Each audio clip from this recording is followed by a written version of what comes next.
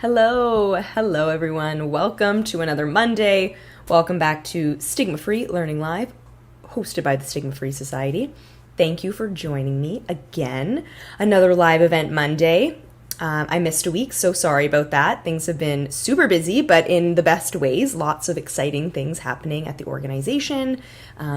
If you are a teacher and you're looking to bring some more of this content into your classrooms, we have a bunch of new incredible presenters with our virtual Stigma-Free presentations program, and you can learn all about that program on the Student Mental Health Toolkit. So if you're an educator and you're wanting to have someone come into your classroom and talk about mental health and stigma and someone's own lived experience with these subjects, and also, various other things that kind of intersect with these topics, go check this out. It's a really incredible program, and they're all virtual. They all happen online, which is a really great opportunity for us to be able to enter into a classroom live and answer questions and engage with the students rather than just having something pre-recorded that gets sent out to everyone. So if you would like to book a presentation, go check it out. That's been what's keeping me busy, getting everyone trained to become presenters.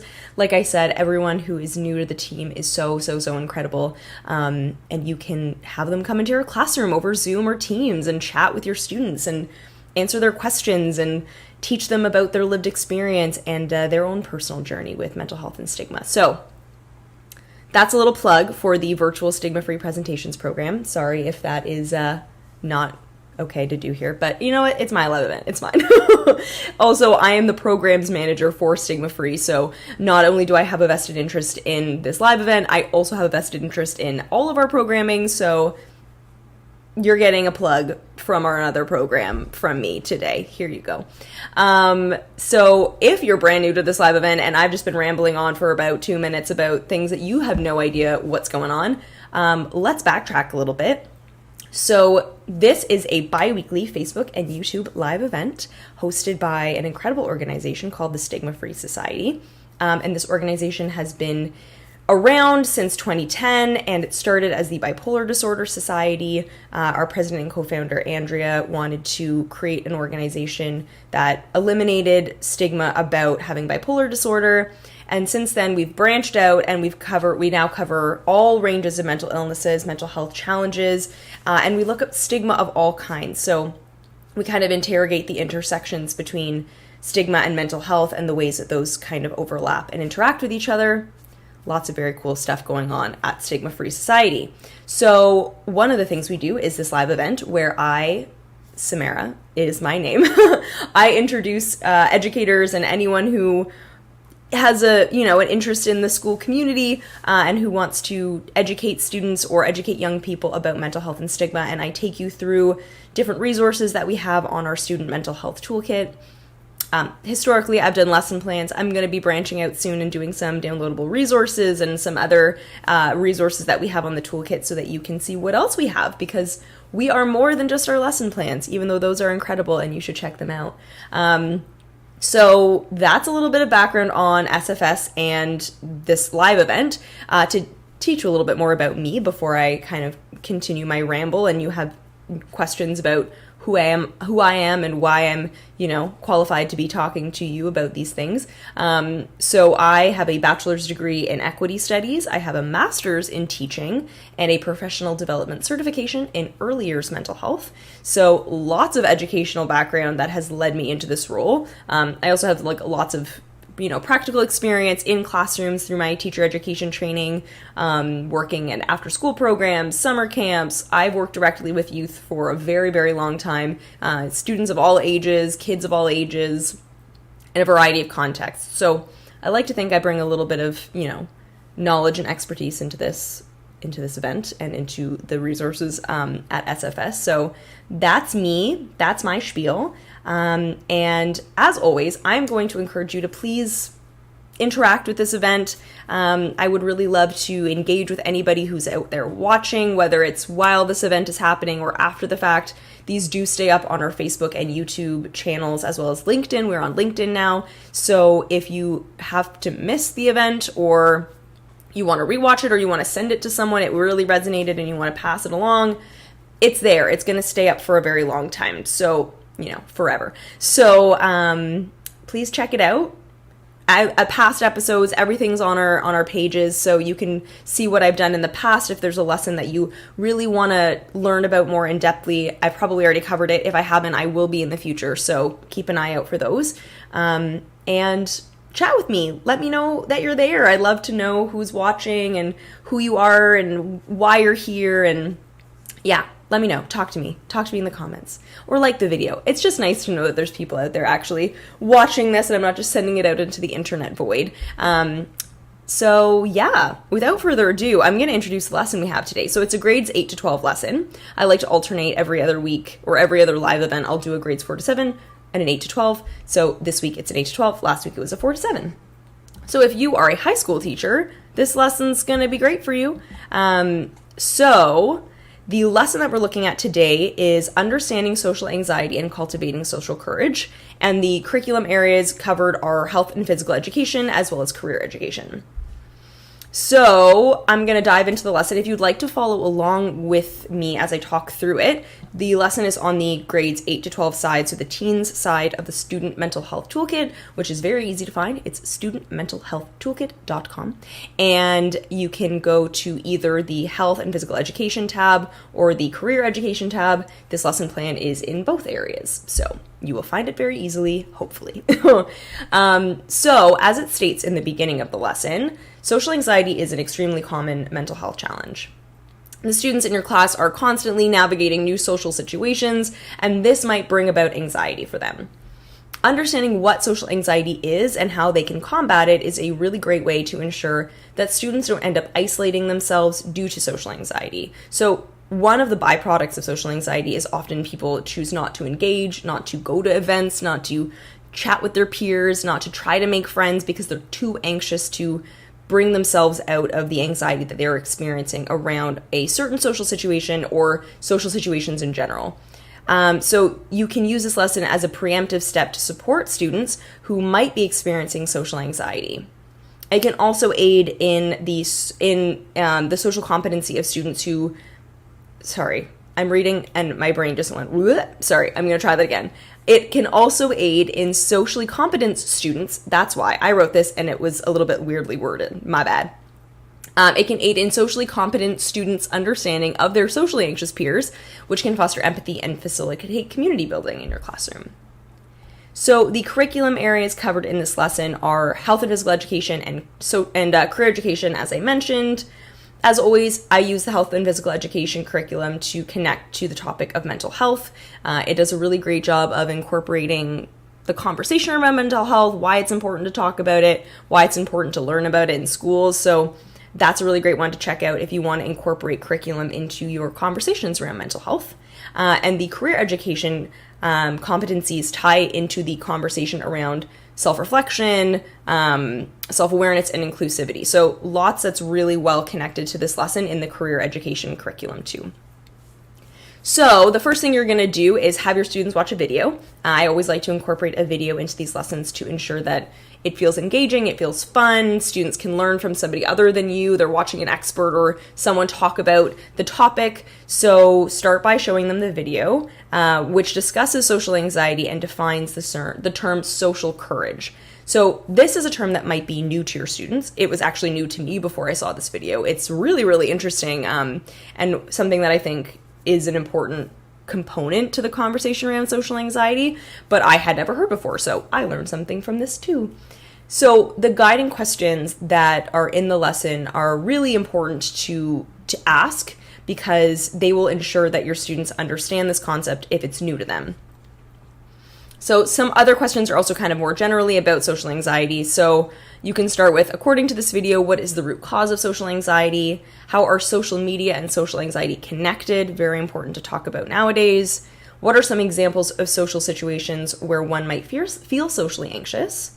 Have you ever experienced social anxiety? What does social anxiety feel like to you? So after this discussion and your kind of checks for comprehension with these terms, you are now going to define social anxiety for your students. So giving them a really clear, very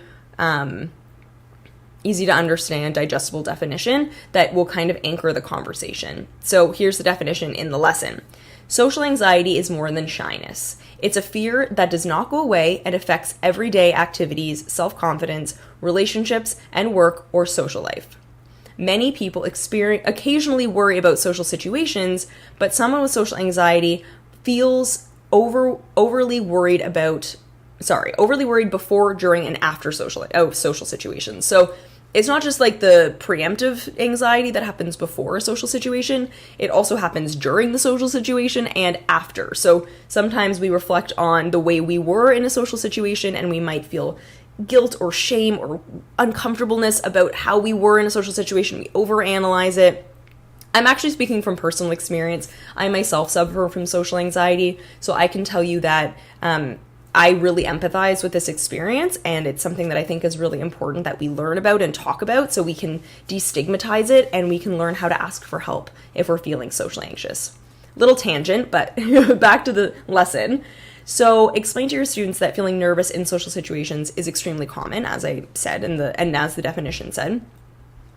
But when this nervousness becomes consuming to the point where you choose to avoid certain social situations or social situations altogether, you may be experiencing social anxiety. So I think it's important to distinguish what is kind of, I don't like the word normal, but what's common social anxiety that most people feel from, often, and social anxiety that actually might be debilitating or become a chronic issue. So it's the difference between kind of social nervousness and social anxiety. So the next thing you're going to do is brainstorm with your students why someone may feel social anxiety. Have your students think about a time when they have experienced this nervousness in a social situation and write these examples down on the board to better contextualize the experience of social anxiety. So even for your students who don't experience chronic social anxiety, surely they've experienced it before to a certain degree, that kind of nervousness in a social situation. So this will help to bridge the gap for your students who might not be able to relate to the experience of chronic social anxiety completely. Then with your students, discuss why they were nervous in these situations. As stated in the video, the through line with most experiences of social anxiety is the fear of rejection. So understanding why social anxiety happens will help them better overcome social anxiety in the future. For students who do not experience chronic social anxiety, they can learn from the experiences of their peers and build empathy for them. So explain to your students that rejection is a completely normal part of the human experience. As stated in the video, we all experience rejection of varying degrees on a regular basis. Rejection is extremely scary. It's a very scary emotion to feel, and it can make us question a lot of things about ourselves. What rejection should not be, however, is a reason to socially isolate and avoid other people. This is a response your students are having to rejection. So if this is a response that your students are having to rejection, they may be experiencing social anxiety. So I think the conversation around rejection is very nuanced and very complicated, but I just wanted to bring it up again here and just to note that, we may feel social anxiety and that social anxiety stems from a fear of rejection, but fearing rejection isn't a reason to do things and isn't a reason to try. So I think that's something really important to remind your students of, that, yeah, it's something that they may experience and yeah, it really does suck, but it's not a reason not to do things. It's not a reason not to put ourselves out there. And it's definitely not a reason to socially isolate ourselves. So next, what you're going to do is define social courage for your students. So read them this definition, which is: social courage is the courage to expose yourself to social situations where you may be vulnerable to embarrassment, ridicule, or discomfort. People who have social anxiety might need this type of courage. So combating social anxiety takes a great deal of social courage, something that I think we can all do with a little bit more cultivating of. So for the active part of this lesson, inform them that they will practice cultivating social courage. So when they are faced with a potentially socially anxiety-inducing situation, they can muster up some social courage and face it head on. Social courage is the opposite of social isolation. So cultivating this kind of courage will help your students avoid social isolation or isolating themselves when they feel anxious about a certain social situation. I have said the word social situation so many times in this, and I apologize. So have your students come up with some things that they can do if they need to cultivate this social courage for themselves. If they're having trouble coming up with their own ideas, you can kickstart the conversation by saying these or giving them these examples. So you could bring a friend along, so you have a familiar person there. You can prepare some conversation topics in advance so that you don't feel at a loss for what to say. And a really great one is to dress comfortably so you feel physically good in the social situation and you're not kind of worried about what you're wearing, worried about how you're perceived and all that. Focus on ensuring that students who may be experiencing chronic social anxiety feel comfortable during this part of the lesson. It can be really scary to admit that you have social anxiety. You may fear that your peers might see you in a negative light or judge you or feel, confused about your experience. So if this is a concern for some of the students in your class, you may want to have your students brainstorm individually so that they're not feeling pressured or uncomfortable or unsafe during this part. So the lesson closure states to have your students reflect on ways that they can be allies for people with social anxiety. So if we notice someone in a social situation may be feeling anxious, we can step up and support them to feel comfortable. We all feel those social nerves from time to time and can relate to what someone who is experiencing social anxiety might be feeling. Going out of our way to ensure that someone feels comfortable in a social situation can make a huge difference to them. This is something I can personally speak to. If I'm in a certain social situation and I'm feeling a little bit nervous and someone comes up to me, starts a conversation, it makes me feel a little bit more comfortable. It's a game changer, really. It makes me feel invited, it makes me feel included, and it makes me feel less anxious. And in turn, I've done this in social situations where I see someone kind of keeping to themselves, a little bit wallflowery maybe, and I've gone up to them to encourage them to interact with other people or just to kind of say hi, introduce myself, and hopefully try to, make them feel like they're part of the group and part of the community at wherever I am. That's the lesson today. You got a little bit of insight about me and my social anxiety, but I think it's important to destigmatize the conversation around social anxiety, especially so your students know that they're not alone. Adults experience this. Anyone can experience this. If they do, there are ways to overcome it. And I hope that you use this lesson to teach them that. So, thank you for being here. I hope that you have engaged with this video, left a comment, asked a question, and I will see you in 2 weeks for the grades 4 to 7 lesson. That is the corresponding lesson with this one.